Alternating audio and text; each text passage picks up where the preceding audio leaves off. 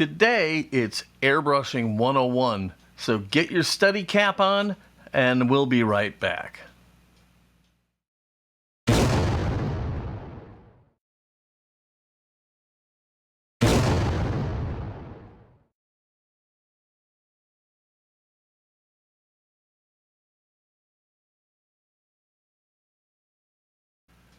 Hello friends and welcome to Fat Guy Productions. I am Paul, coming to you as always from beautiful Las Vegas, Nevada.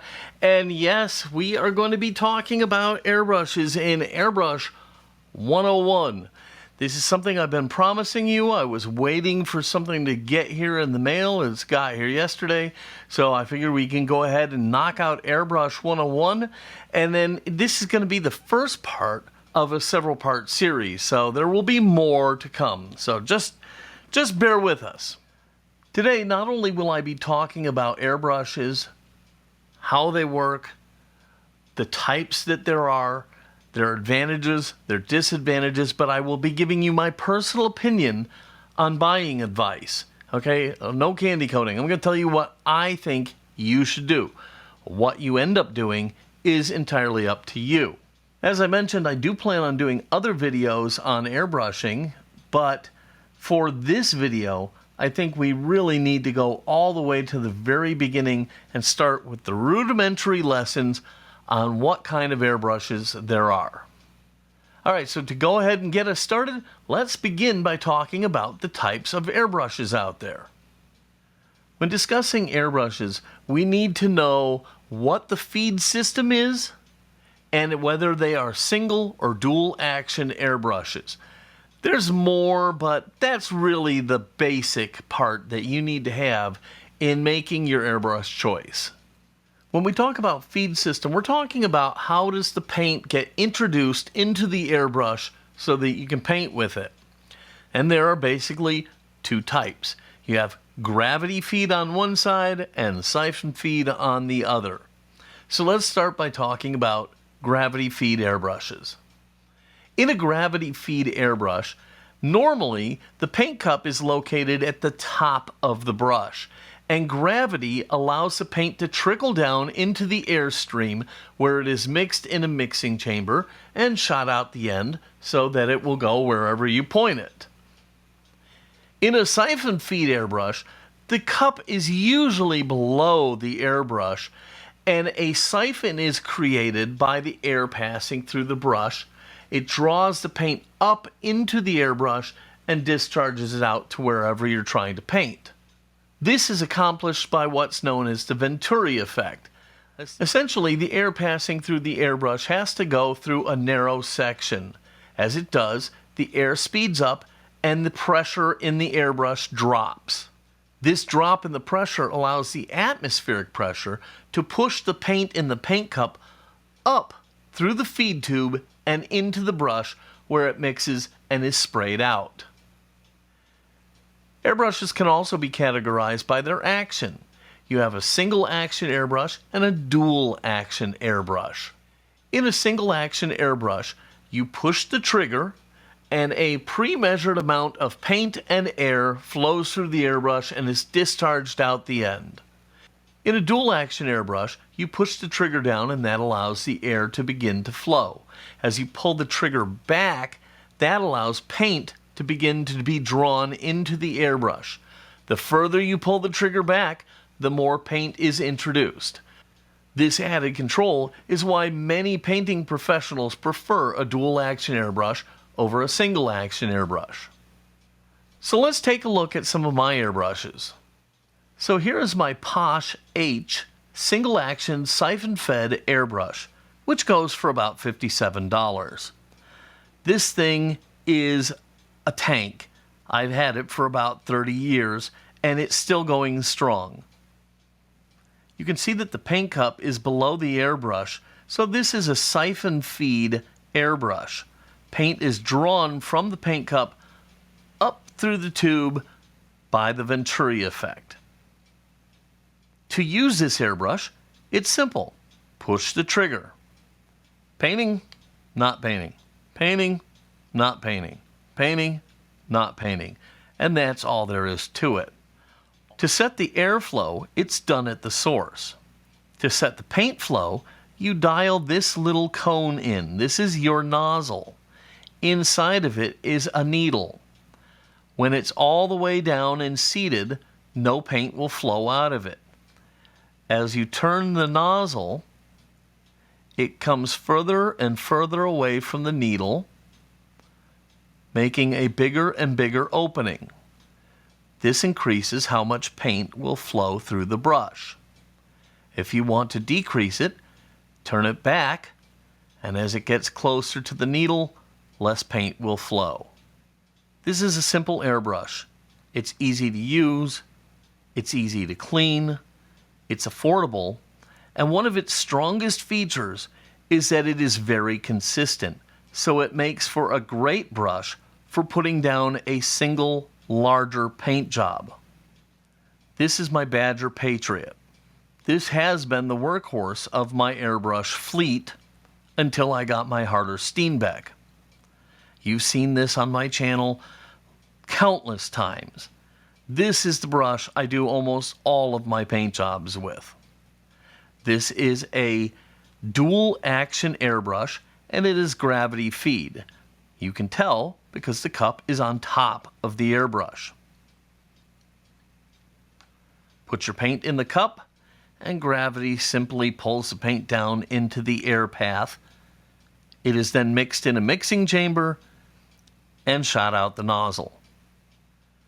To begin the airflow, you push the trigger. To begin the paint flow, you pull the trigger back. The further back you pull, the more paint is released. You want to use less paint, move it forward. Dual action airbrushes are the go-to airbrush for most people. The problem with them is that this can be very frustrating to learn to use. In addition to having to push the trigger, keep the airbrush a certain distance from your painting, moving it back and forth properly, you also now have added in having to pull the trigger back to control the flow of paint. And this can be frustrating for some people and certainly takes a little bit of practice. That being said, anybody can master this airbrush. Practice makes perfect. You certainly wouldn't want to tackle your favorite expensive model kit without practicing with this airbrush first. But once you have it, muscle memory will take over and this will be like second nature to you. This airbrush is durable, functional, and actually very affordable at about $97. Here's a look at my newest beauty, my dual action gravity-fed airbrush by the Cadillac of airbrushes, Harder Steenbeck. This cost me about $300, and it's not an airbrush for everybody. But at some point, if you're using your airbrush enough, this might be an airbrush that you want to consider. This airbrush is the Infinity by Harder Steenbeck, and it comes at a premium price, but it has premium features. In addition to being able to design your own brush in the configurator, this brush is quality made. It's an airbrush that can tackle any job, and with proper care and cleaning, it will absolutely last you a lifetime. As with most dual action brushes, you can choose the size of your nozzle and needle, but you can also choose the size of the paint cup on this brush. You can choose all of the colors, and you can even choose to have your name embossed in the side. This brush has an additional feature that allows it to almost act like a single action brush, and it will give you smooth, consistent painting layer after layer after layer, and that is this adjustable stop here. By dialing the stop in, activating it, you have now controlled how much trigger pull you get. So you can tackle your paint job and not have to worry about how much you're pulling the trigger back. You can just push and pull and paint, and every time you'll get the same layer of paint over and over and over. Want full control? Turn that off, and you now have full control over the paint flow. So which is best and what should you buy? Well, let's start by saying everyone's personal preference will vary, as will everybody's budget. So let's start at the very bottom bargain basement price range. Many people prudently looking to try airbrushing with small investment will turn to the airbrushes like the simple testers kits. They're basically focused on price when they buy these. In my opinion, these are 100% crap and a giant waste of your money. Run, don't walk, run away from these airbrushes. In no time flat, if you buy one of those brushes, if it ever works for you at all, it will eventually fail you and may even kill your desire to learn this great airbrushing skill because of the frustration you'll experience.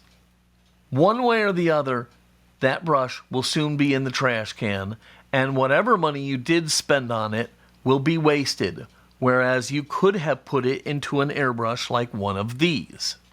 These are brushes that I have used and experienced, and so naturally I would recommend these. But in what order would I recommend these? If you're really budget conscious, the Paasch H is a great choice. This brush is surprisingly versatile. This one has been going for near 30 years.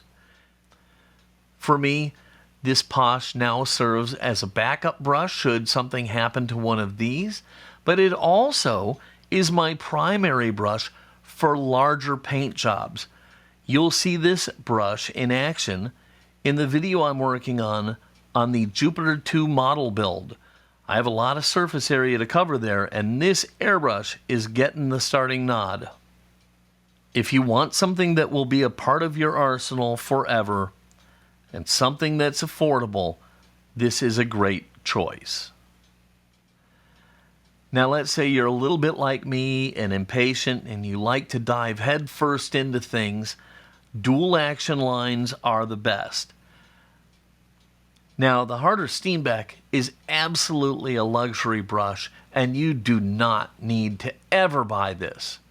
Okay?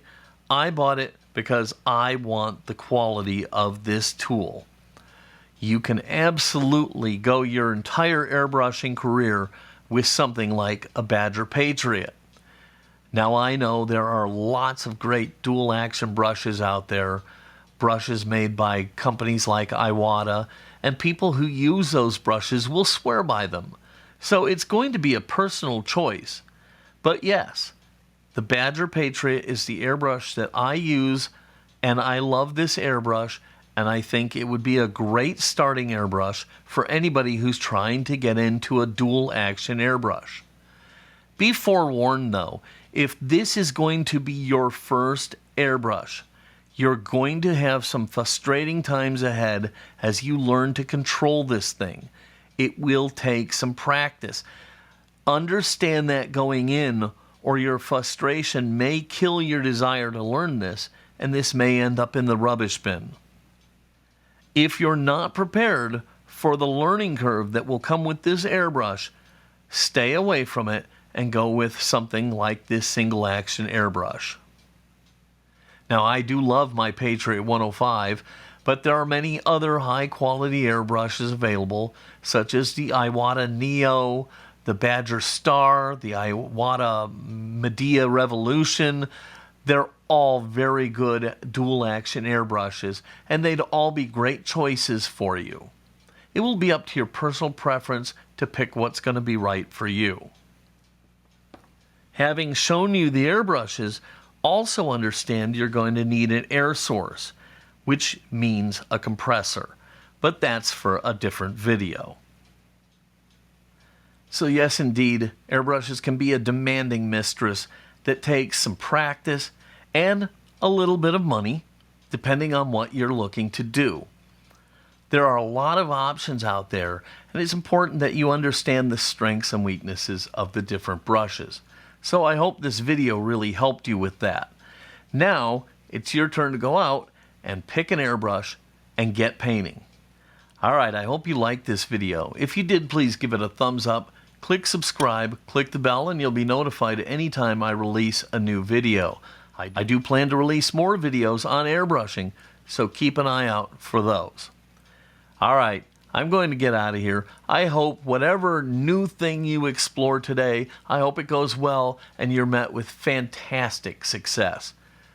I'm going to get out of here. This is Paul from Fat Guy Productions. Until next time, be good.